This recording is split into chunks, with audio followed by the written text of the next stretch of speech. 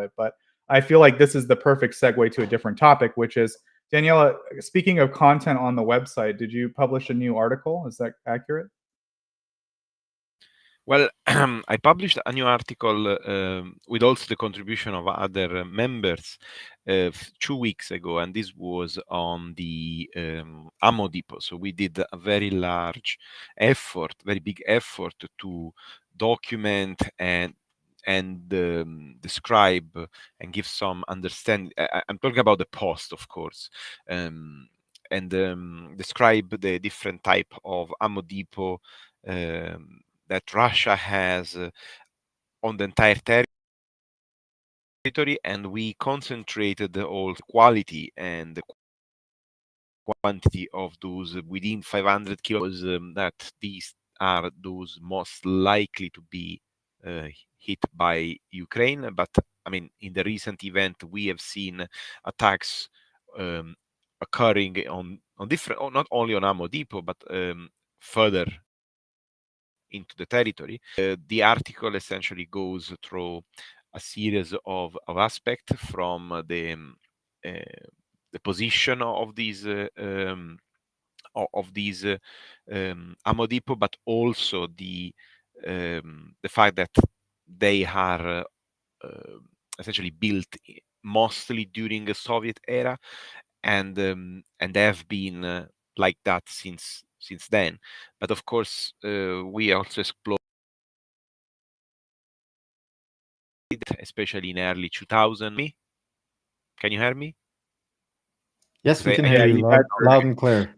Okay, so we explored the different. If you can go in the post section, you will show the article. This is another nice thing that we have done, and if you want, I can speak about these as well.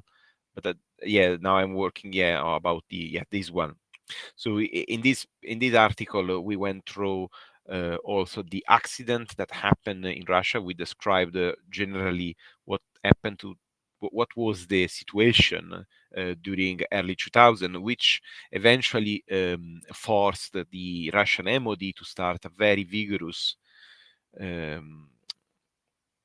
plan of modernization of these ammo depot, which essentially hosted and still host most of the arsenal built during Soviet Union. Probably now not that much, but at the time there was much more from Soviet time, and so we tried to classify them. We identified that there was a kind of pattern. You can see through the article that there are different. I decided to classify these in class 1, 2, and 3, and starting from class 1, essentially this is the lowest one, where you can start from here. So these are type of ammunition storage where essentially no significant renovation has been done at all, probably very minimal. Most of the building are from old Soviet era, are all above ground magazine, so above ground magazine or AGM. There is not any sign of significant hardening of the defenses around them, and they use plenty of open storage depot. So essentially, they use just flat ground and then stack ammunition whatsoever. So these are the most vulnerable one. Then we have class 2. This is a collection of class 1 just to show. And in class 2, essentially, you have all these ammunition depot which shared all the previous qualities, but also have Soviet era ECM. And Soviet era ECM are very particular. You can have here, exactly here, this is the 67th Arsenal Grau, which has been hit recently, and you can see in red an area where you can count at least 4 or 5 Soviet era ECM, one of which, at least from the image that we have, is not even covered. So it's not exactly an ECM. So they are very narrow, long, and these are from Soviet era, essentially. This particular ammo depot had also a lot of not hardened the depot, which have been probably the target of the attack with the Ukrainian drone. Essentially, you can see the purple one. These are all a series of warehouse where you have just a roof and the perimetral wall is nearly absent. You can see the column in the purple box, the zoom of one of these warehouse, and essentially you can see through and look inside. So they are very vulnerable, and also you can see above the use of open storage, so just ammunition left outside. And lastly but not least, the class 3 essentially is the higher tier that I was able to clearly difference even in the image in figure 4 just above. This is another very nice example, and they show essentially a massive use of new ECM, very similar to those of Toropets. So their ability to detect from an attack is this they tried, and they also have Soviet era ECM and many AGM, so above ground storing magazine. And as you can see from this image, there is a more dense use of embankments for protecting other areas from eventual blast. Now, one of the depots is the vicinity of each ECM. You can see they are very well organized, one next to the other. That's absolutely madness. If you look at any ECM built in Europe or in America, they have quite big distances. Even this one, they are just one next to the other. So there is no way for an explosion to don't propagate. And this is probably what we have seen also in Toropets. So, and this article goes on, and we also describe some of the attack and make some prediction of what could be the next ammo depot that would be attacked. And I think the one that they attacked, the 67.5 in our list. So we are counting, and yeah, that one was the 5th identified target. And this was this was also likely attacked, but there was no sign of real effect. Instead, the map that Erlend was showing before, you can see a map here, but what I decided to do was to make a more interactive map where we will update these as soon as strikes occur, and you can navigate through the map. There's still a version 1.0. I'm going to update this next week. I will add the classification, but also the nice thing is that you can use the layer when you want to look very closely to a particular depot to see what eventually is there. And of course, we listed all of those we know about, and we also put like different marking color if it's operative, if it's been attacked, destroyed within a certain range, or decommissioned. So the idea is to try to have a very well organized database and try to use these for research, and also to propose to researcher in order for them to analyze the situation on the ground.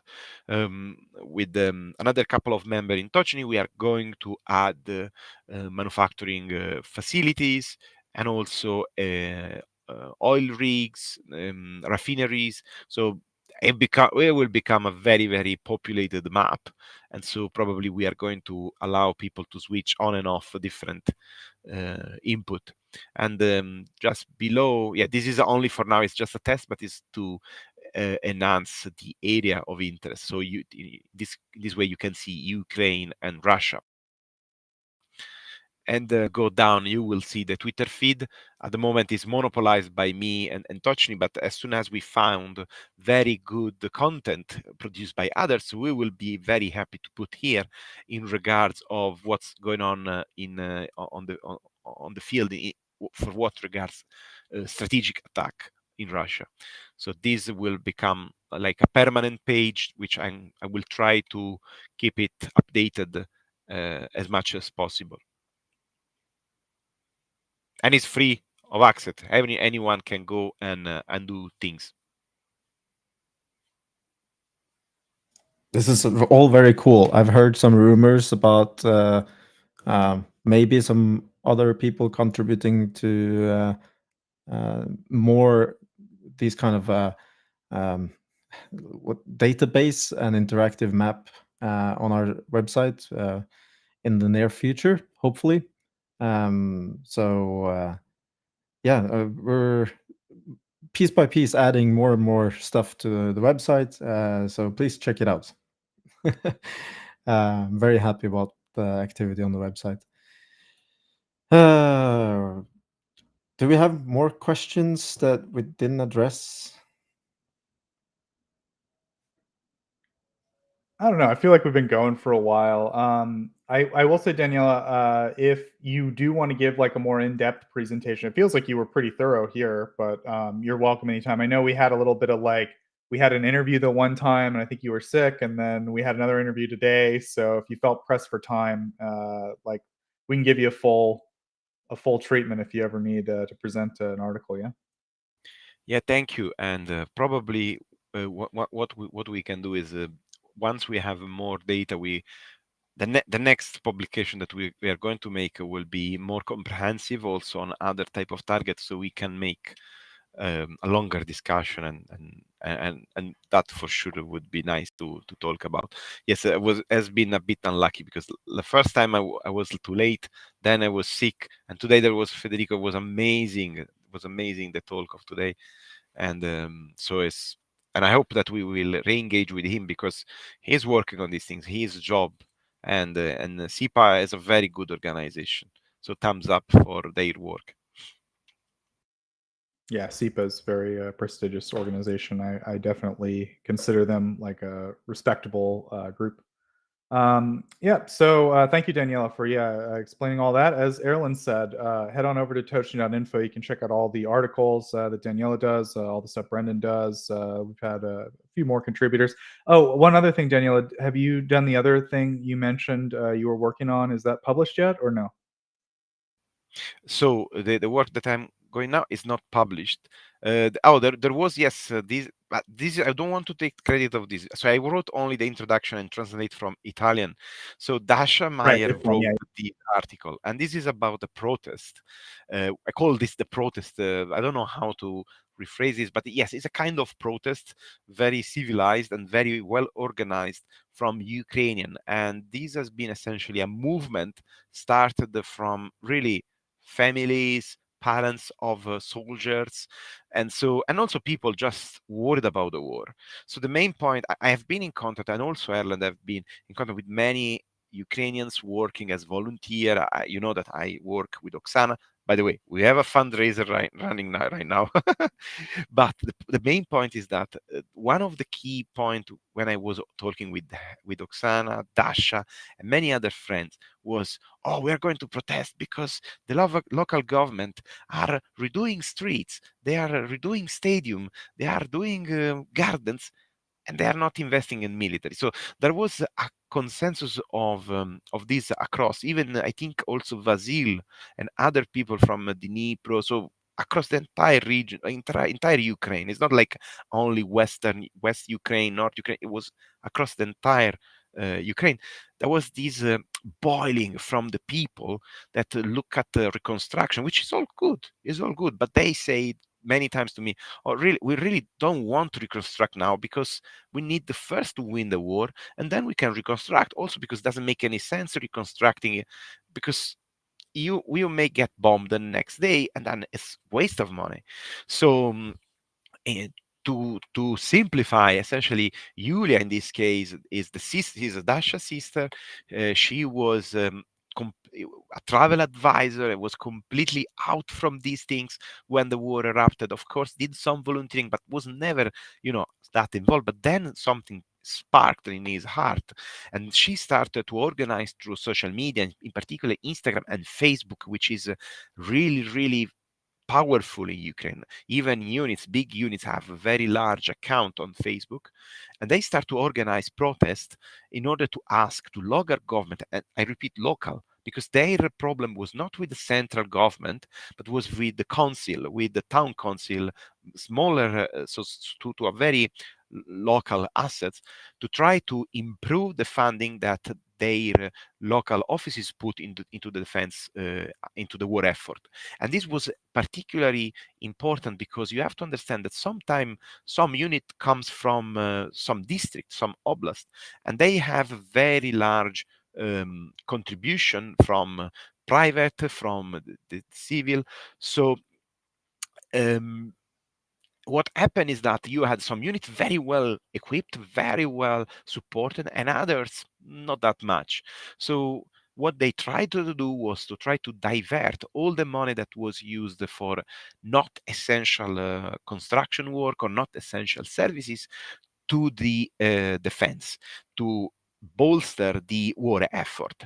And it's countless the amount of success that they obtained by just protesting very regularly, day and night, during festive period, during always. And so in the end, they if you go through the article, at the end there is the amount of money they raised, and was significant, hundreds and hundreds of millions of ivna. But I could be wrong, I mean, about the precise number, but they were able to do that, and they are constantly pressuring their local government to keep this going, because many of them are not in age combat, many of them have other reasons for not being on the front line. They are doing volunteer, but they also feel that they want to do their part, they want to help somehow. And many people, even very old, if you look, there is a video, or very young, they try to do that. And it's wonderful because you can see the power of the collective effort. It's something that unite people to try to solve a huge problem, or at least to try to be part of the solution for the problem. And I found this beautiful and also important, because especially for the soldier on the front line, when they come back, they also have this issue with confronting with cities that are so far away from the front line, that they say, but these guys do not feel the war, they don't see us. But when they know that there are these protests, they know that there is this kind of support, this is also motivation and also support for new recruit, because you don't feel like alone, you feel that the entire nation is behind you. Yeah, like this, I mean, obviously touches on a lot of issues, kind of as you mentioned. People like Vassal have also talked about this, this issue of local governments, right? I think, firstly, it kind of touches on the something that we talked about a long time ago on Tochnyi, which is like the fact that the local governments, it's still relatively new, some of their responsibilities, and the fact that they have funding, right? So a lot of this money and how it's being spent and stuff, it's still I don't know, it still takes a lot of work to get the system working the same way that local governments work in like America and Europe, right? Compared to like the old way of doing things. So like that's number one. I think number two, just culturally, I've noticed like Ukrainians tend to have very tidy public spaces by like former Soviet standards. Like I'm more familiar with Russia and Central Asia, but like my general experience is like there's not a lot of care for public space and like cleanliness and things like that outside. But then like when you get into people's homes, like they care about that, right? That was kind of the distinction, was like the outside of buildings and stuff were kind of crumbly. Obviously not the upper, important stuff, but like, like residential buildings, right? But you look at Ukraine, it feels like there's a very strong instinctiveness to tidy public spaces. And as you said, I think that the local governments, like they're very used to having kind of that responsibility and spending money on that. But as a result of the war, they have a lot more responsibilities, and it's kind of a big issue. Like the local governments were essentially for a long time put in charge of building fortifications in their regions, right? And so, it's like imagine your local municipal governments or state governments, like or provincial governments, like that's now they're in charge of digging fortifications and things like that. So I think it feeds into like a lot of different facets of what's going on. But it's definitely important. I think it's a good sign that Ukraine's a healthy democracy, that they're like taking civil action to try to get their government to like respond to their needs more like proactively. Because I think it comes down to like, tidying up's not a bad thing, but it's just kind of an inertia issue where they're like, this is what we should do, and it's like, no, you should redirect this money to something more important right now, right? So yeah, I don't know. I think it's a good step, Daniela. And you mentioned that someone else wrote this article and you translated it, right? Did you want to talk a little bit about the author? Yes, and just to finish the things that you were showing, the fact that you can see in the article, Dasha was very good because she categorized what has been achieved, and also she mentioned about city, and you can see the sheer difference between district. You look at Kyiv, what Kyiv was able to do, and you can see a significant amount of money. You can see 3.3 billion, 1.26 billion, 980 million.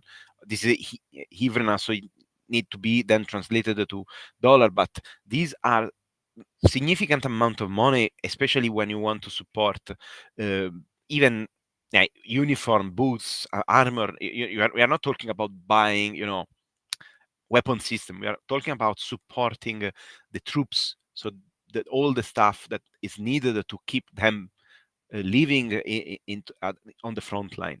Regarding Dasha, so I met Dasha through the NEFO community, the Italian NEFO community, because of course I'm Italian, despite I'm now more than a decade in UK, and I started to fundraise for the for a unit a lot of time ago. And what happened is that we met together because I was trying to raise money. She was quite kind of famous. She had a lot of followers. So, and also because she had a lot of parents in the armed forces. So I needed to double check a couple of documents that I was sent to be sure that I was fundraising for the correct people.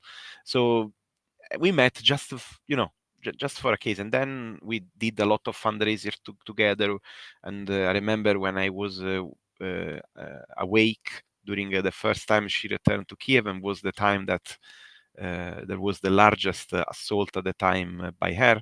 And I remember she sending me the audio, and still a very vivid memory of how terrible it was. You feel someone that you care about is essentially under bombardment and you can't do anything.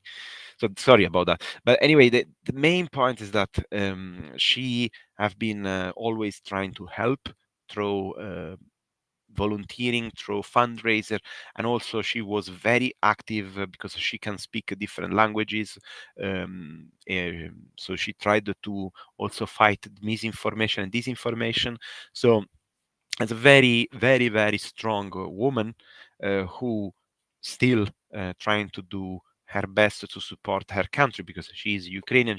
I mean, so and Yulia is her sister, and also and if you look, she always say, if I look at what I was before the war, I didn't know that I end up to doing these things, because, but this is, I think, a common things.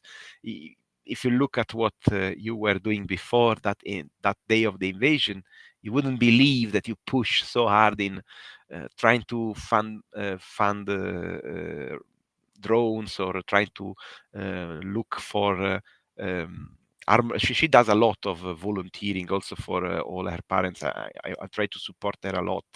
So, and because she was always talk me about these protests, and because I had all this information coming, I asked her, could you please write me like a small article on the protest in Italian, and then I will translate it in English, and that's it.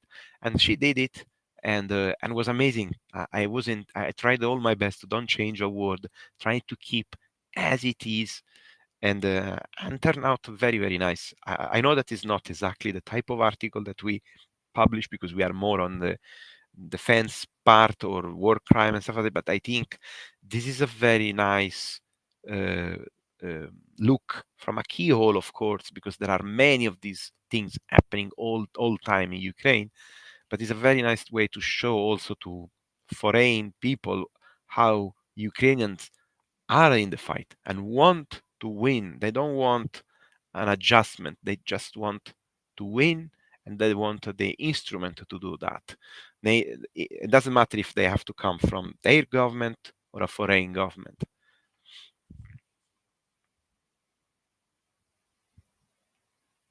Yeah.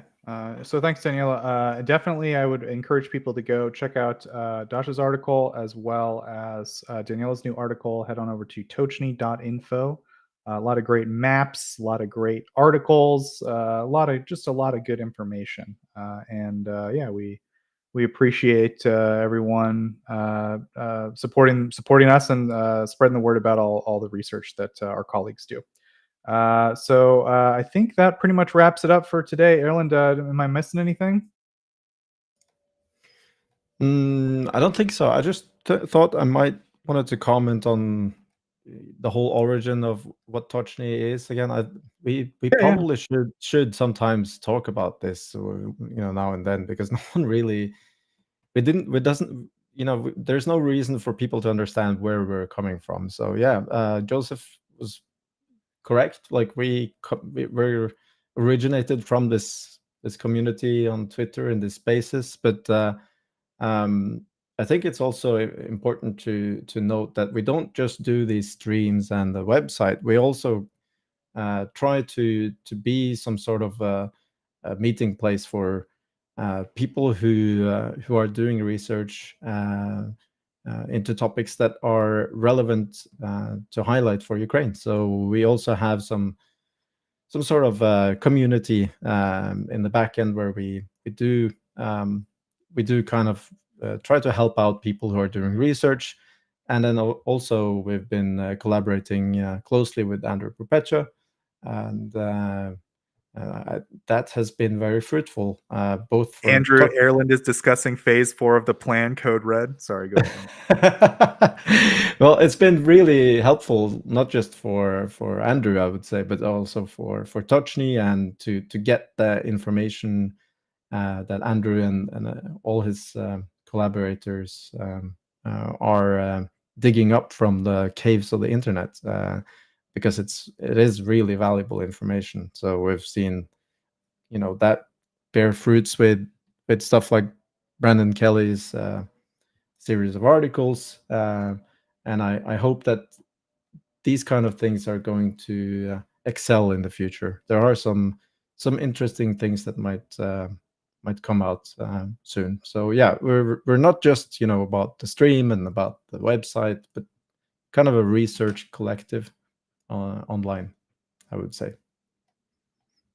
Yeah, absolutely. I think we're trying to get like real solid research on Ukraine like out, not just to the public, but also to people who might be able to use it, like policymakers or academics, or people who are interested in like real solid data and not just noise on Twitter or noise on Telegram or whatever. And yeah, I think Erlend like pretty clearly outlined like our vision for the future to a certain extent. And I think like Erlend's a big part of that is just this idea of like networking and collaborations, and yeah, doing just a little bit more in the background that yeah you maybe don't see all of it, but yeah, we do our best to share, because people like Daniela just kind of toil away like figuring out like Russian machining processes, and I think a lot of that stuff's interesting. We just want to figure out a good way to get it to in front of the public, because it's accurate information, right? So yeah, I don't know. Anything else you want to add, Erlen? Yeah, I just wanted to say like thank you to all of the people that are in our community and help us, and do what could seem like a small part, but is really really important. Like for instance, with in Andrew's basement, as we call it, there's been a lot of tools developed which help streamline the work there, and those are people that have kind of joined forces because of Tochnyi, and that's incredibly valuable, and also helps out the people that are working. And there's so many people volunteering so many hours of their day or week to help Andrew's project, and I'm just thankful, and I'm happy to have had one of his volunteers on stream today asking very good questions. So yeah, that's kind of this whole thing from my perspective. It's a big collective of people that have a common interest in accurate information about Ukraine.